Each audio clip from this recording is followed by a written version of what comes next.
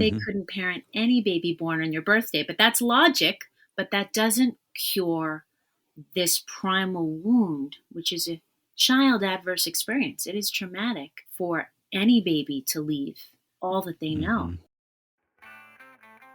Hello, and a heartfelt welcome to all our listeners as we embark on Season 4 of the Family Twist podcast. I'm Kendall Austin Stulse, and my life story is a tapestry of unexpected turns from being adopted as an infant to losing my adoptive parents by the time I was 17, and then in a twist of fate, finding my birth family through the magic of DNA testing in 2017. And I'm Corey Stulse, Kendall's partner on this life adventure. When we uncovered his paternal birth family's roots on the East Coast, I knew our next chapter was calling us there to mend the missing pieces of Kendall's heart with the love of newfound relatives. Our podcast began as a single thread, a narrative of my own, but it is woven into a vibrant quilt of stories celebrating the complexities of DNA surprises, adoption, donor conception, NPEs, surrogacy, and the myriad ways families come together. Together, we've been welcomed into an incredible community with each guest sharing their own family twist. And through it all, we found strength in each other. Thank you for letting us share our passion and these remarkable stories with you. The bonds we formed with you, our listeners, and the stories you've shared have only deepened our commitment to this journey. Family Twist isn't just a podcast, it's a celebration of the unexpected ties that bind us all. Thank you for joining us on this fantastic ride. Wow, it's Season 4. Can you believe it? Yeah, it's been exciting. It doesn't feel like Season 4 in some ways because we really haven't taken too many breaks. To be embraced by these different communities just makes you feel wonderful. One of the ongoing themes of the podcast has been rejection by a parent. And we've talked about that with Kendall's birth mother over several episodes. And we thought it was important to continue that conversation, which is why we're excited to have our first guest of Season 4, Jeanette Yoffe. She's someone who has a profound understanding of the complexities of adoption, not just professionally as a therapist, but also personally as an adoptee. In our conversation, we delve into the deep emotional landscape of adoption, including the primal wound and the 7 core vulnerabilities that Jeanette discusses. Get ready for a journey through the emotional roller coaster that adoptees and birth parents often experience. The episode touches on the themes of loss, rejection, identity, and the search for connection and understanding. We're excited to have our guest Jeanette on with us to talk about her story and the services that her company provides. Welcome to the Family Twist podcast studio, Jeanette. Oh, thank you for having me, Kendall and Corey. Great to be here. Yeah, thank you. Awesome. I think this season I have struggled more and been verbal more about my struggle, the constant back and forth that I feel. I have a lot of empathy for my birth mother. I don't blame her whatsoever for the way that I came into this world, the way that I was adopted. I had a wonderful life with my adoptive family.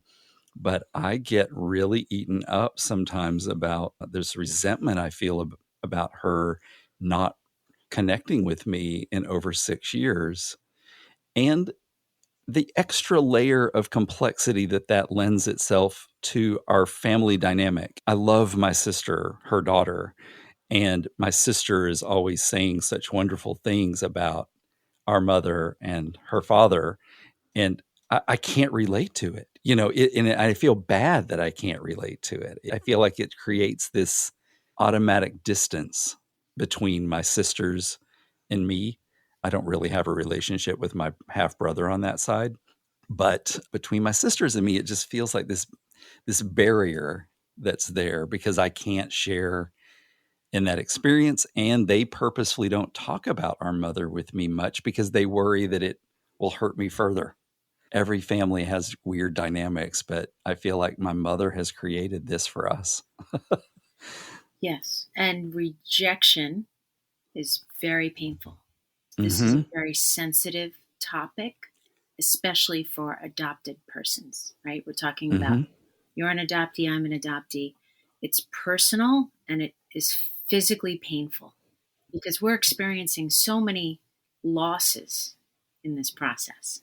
You are. And Mhm. part of loss is grief. You're grieving the loss of, first off, leaving your family of origin, leaving everything you know. That's a big part of who you are.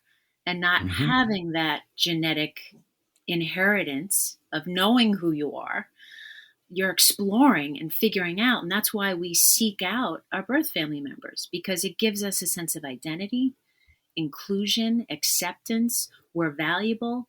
And children do believe that it was their fault, unless Mm. deemed otherwise. That how could any birth mother give away her child? There must have been something wrong with me. They do take it Mhm. personal until someone tells them otherwise. It was not about you personally. It was about the circumstances in your birth parents' life at that time.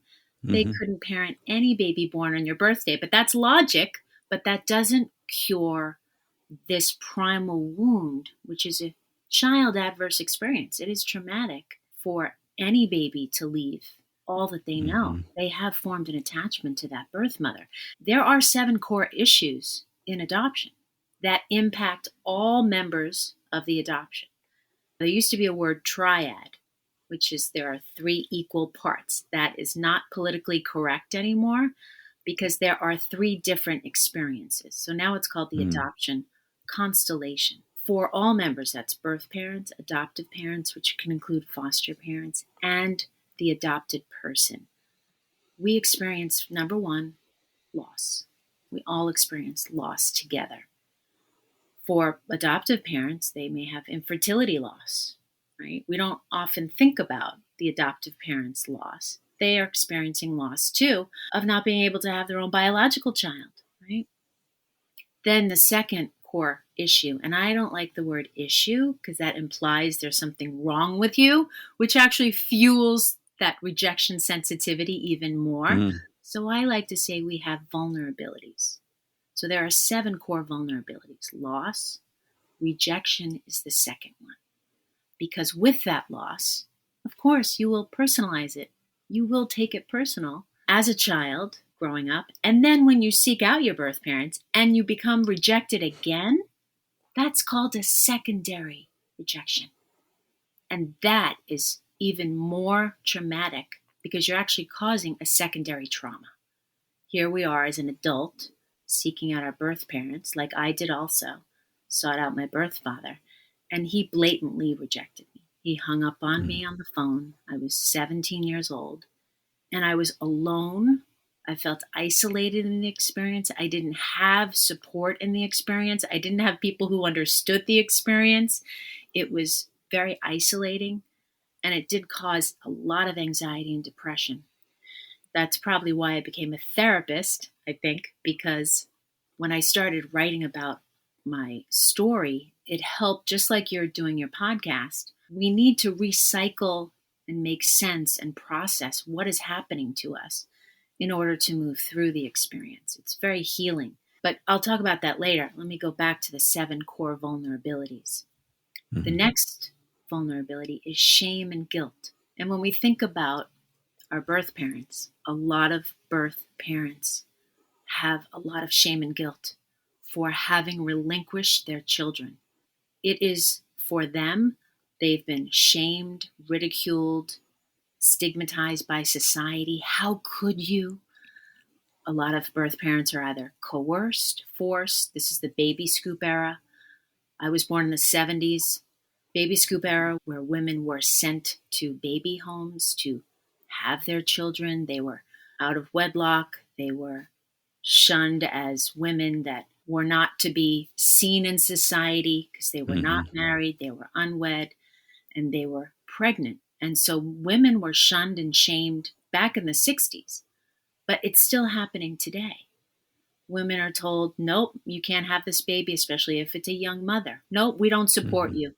Adoption, right? And then we have a woman who doesn't want to relinquish her baby. She wants to keep her baby, and there's not enough resources. However, there's a wonderful, wonderful organization called Saving Our Sisters, which helps mothers who are thinking about or are in a position where they can't financially support their child. It's the number one reason why women today relinquish their babies is because they financially cannot support them. And it's less than 1% of women today relinquish their babies. So this organization helps women keep your baby. You can parent your baby. You can, but they need support. So if we think about our generation, I learned that my father was told when he signed the surrender documents, he said, forget this ever happened. Mm-hmm. Don't look back.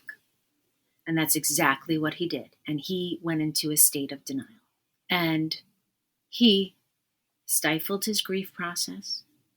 He had tremendous shame. I know that. And he ended up rejecting me.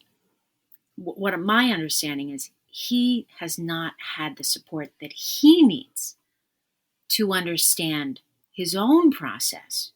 He has to have empathy, just like your mother, for herself. She has to forgive Mm-hmm. herself for what has happened, because a lot of birth parents also fear, and you're going to be surprised by this, that their own child will reject them, Mm-hmm. because they assume, they project, because I rejected you, you're then going to reject me in return. And I'm Mm-hmm. so scared about how angry you're going to be with me, right? Because we Mm-hmm. have a lot of feelings and there's a lot of voices out there, and we don't know who they're listening to. But if they hear one adoptee, who says, I'm so angry at my birth parent, that's going to put them in a state of denial and protection. And they're going to say, okay, I'm not going to look back. I am not going to have reunion. It would be too painful for me. So Mm-hmm. the next core vulnerability is grief. We are all grieving. We have unresolved grief. And I believe we can grieve together. We need to be in a safe space. And that's why I'm a psychotherapist working in this field, because my goal and intention has always been to bring the constellation together. And the constellation is the new word other than triad. And Mm-hmm. that's birth parents, foster parents, adoptive parents, adoptees, foster youth alumni who've been estranged from their families of origin. We also include siblings, significant others, spouses, partners. We all need to understand this experience together and support the adoptee and the birth parent in this experience. And so birth parents can hear from adoptees. Adoptees can tell birth parents, this is what we need. So we project on each other. And in a Mm-hmm. safe environment, I run an adoption constellation support group, which I've been doing that for years here in Los Angeles, which I believe is the mental health piece that we need to continue to work on for our parents, right? Your mother needs a support group. My father needs a support group. Who's going to hold their hand, help them? Because they're stuck in this grief process. They're stuck in these 7 core vulnerabilities. And there's more. There's 3 more. Identity, because we have lost our genetic inheritance, that genetic mirroring of, where did I get my nose from? Where did I get this talent from?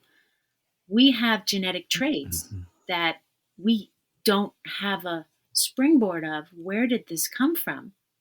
Which, in essence, makes me who I am, right? I grew up, I was a great dancer. I was a performer. And my parents were not. They Mm-hmm. supported my strength and allowed me to participate in dance, and they saw it was beneficial for me. And I went to college, studied acting. I even studied the theater. It wasn't until I learned at the age of 35, this was years later, that my mother, my birth mother, was a dancer in Buenos Aires, Argentina. I was shocked, because people always told me, you're such a good dancer. But I didn't understand the talent. I didn't know where it came from. I just thought it happened Mm-hmm. to me. If I knew it was a genetic inheritance, I would have pursued it more. But I'm happy where I am today. Right, This, right. But I this hear all you. came together. But identity is a piece. Also, intimacy is the next core vulnerability. Because we've been rejected, how could we possibly trust another person, right? We will have rejection sensitivity. We'll do a push-pull in relationships. I'll only bring you so close. I'll bring you close, but only so close, right? There's trust. You need trust and safety to be intimate and have an intimate, authentic relationship. So that impacts birth parents. A lot of birth parents, after they relinquish a child, they don't have any more children. It's a high percentage do not have more children. So to be intimate means you need to trust. And it's very scary for a birth parent to trust that, will my child accept me or reject me for what I've done, right? And then the last core vulnerability is mastery and control. And that's mastering all of these core vulnerabilities, understanding how they've impacted you in your life, being an adoptee or birth parent or adoptive parent, and feeling a sense of control, because all of these core vulnerabilities impact your sense, your internal sense, because it's traumatic. This is a traumatic, abrupt experience to be uprooted.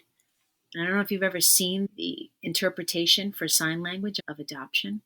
It's I literally, don't think I know it. they do this. It's uprooting something and putting it in a new place.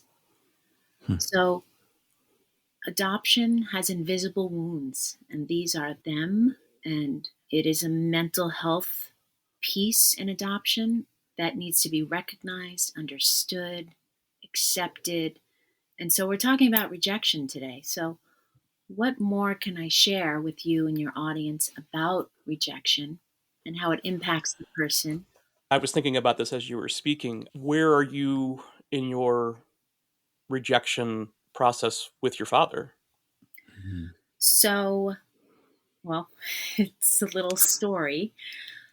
So when he rejected me at age 17, I then went and studied acting because, interestingly enough, I didn't want to be me. It was easier for me to be other people, right? So I put on a false self. I learned that through therapy. So I acted for many years, and then I pursued, sent him letters, many occasions, got no response. And I then was living in New York City. He was living on East 10th Street. I was living on West 30th Street. I then decided, and I didn't really recognize this until about 2 years ago, why I left New York City. Because I love New York City. It's where I was born and raised. Because I didn't feel, it was like I felt I was abandoned and rejected over and over by my birth father, who was only 20 blocks away. What am I doing here? I don't feel accepted in my own birth state. And I moved to Los Angeles. Now, moving to Los Angeles, I then became involved in a theater company and wrote a play called What's Your Name? Who's Your Daddy? And I performed that play. And in doing so, I realized how many children were in foster care here in Los Angeles. I was shocked. At the time, there were over 35,000 children. I said, wow, I want to work with children. I'm an adult now. I want to help other kids make sense of their stories and what's happened to them. So I became a psychotherapist. So in doing that, becoming a therapist, and I started Celia Center. And I'm saying all of this because there was a trajectory of things that happened. In this time, when I moved to Los Angeles, I received a phone call from my brother saying, we found our birth mother. So he had put a website on the internet searching for Celia. My aunt and uncle had searched her name at one point, saw, oh my gosh, this is Celia's children, because Celia, my birth mother, was mentally ill, and she was living in a women's institution in Argentina at the time. And so I had reunion with her, got to know her, got to meet her. And that's when my brother and I decided, let's write our birth father again, because it had been years, and let him know we found her. And she's safe and she's receiving treatment. No response. Not at all. Okay. And this was 2004. So basically at that point, having no response, you feel shell shocked. You feel, what do we do now? Right. So Mhm. for the next few years, I let it just lay low and I just focused on helping other people. I really just put myself in other people's shoes as a therapist, doing mental health conferences, helping educate our society about adoption. And then my brother calls me again and says, "You will not believe this, but I found an obituary of our grandfather, paternal grandfather. And Hmm. in the obituary, there are names, right, of family members. He found that we have two aunts, he had two sisters, and one of his sisters has two children, our age, Hmm. who live in Los Angeles." Oh, wow. Mm. So he said, "Here's one of our cousins' website." And so I go to the website. He says, "You should write them and say, who we are." So I did that. I said, "I believe you are my first cousin through your mother, my birth father's sister." Received an email back within 24 hours. "Oh my God, we never knew about you. Mm. We would love to meet you." So I met them and had lunch. And this was 2016. So I was busy working all of those years. I had a child Yeah. also. And we met, and they said, "Our mother does not know about you. So we need to Wow. tell her." And I said, "Can you bring me pictures of my birth father? Because I've never seen a picture of him. We don't have this information." They showed me pictures. And just like you, there were many pictures of relationships with my cousins, with my birth father. And it was another loss, right?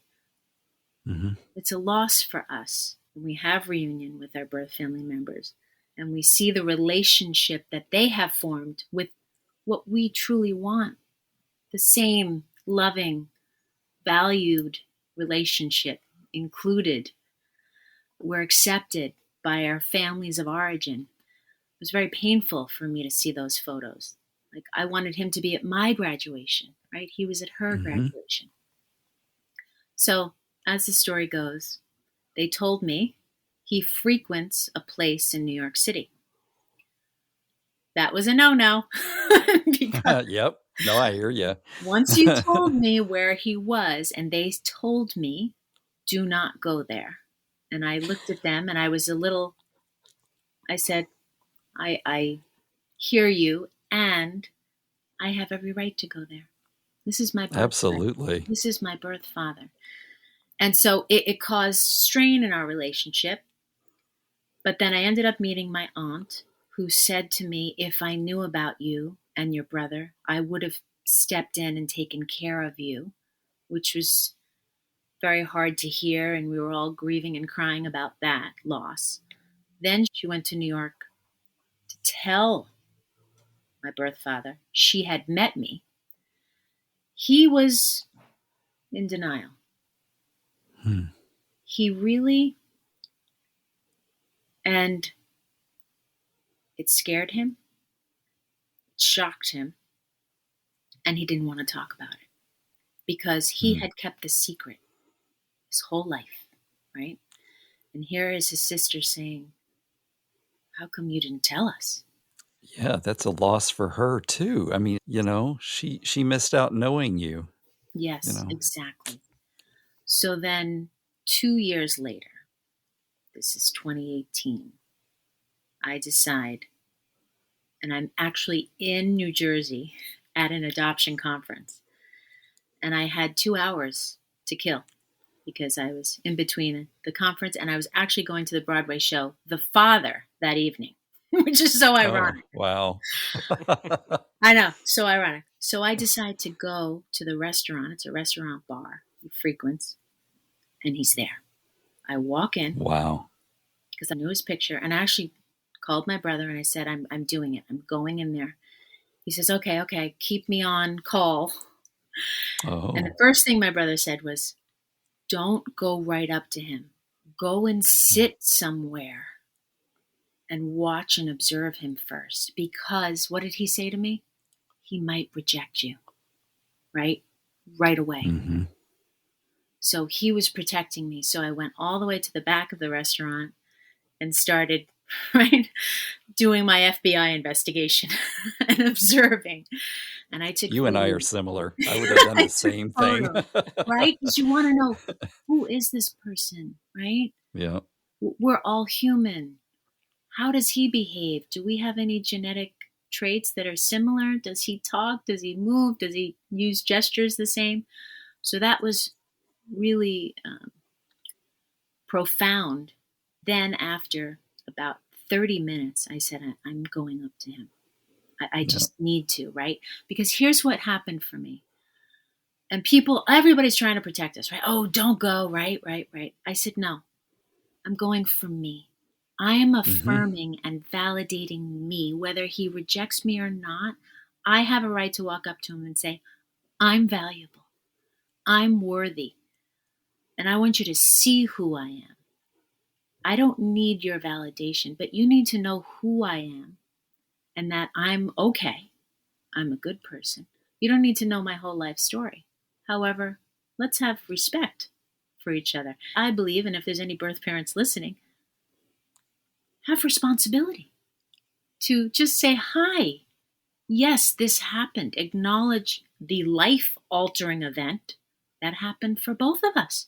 It's a lifelong process. Mm-hmm. So when I walked up to him, and I looked just like my birth mother, Wow. we look identical. So I walked up to him, and he had actually walked down the bar, turned to two people. So when I walked, I was behind him. And the two people looked and said, oh, there's somebody here who wants to say hello to you.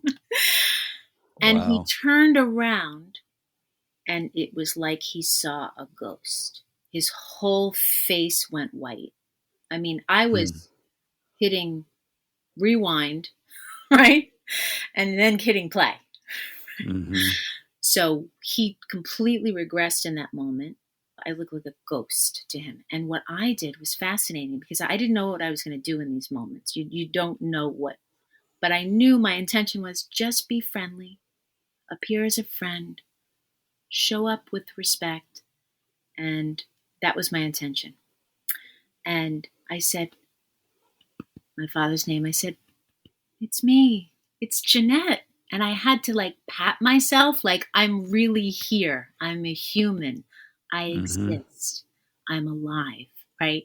You may have killed me in your own mind by rejecting me, shutting me down, but I'm still here, right?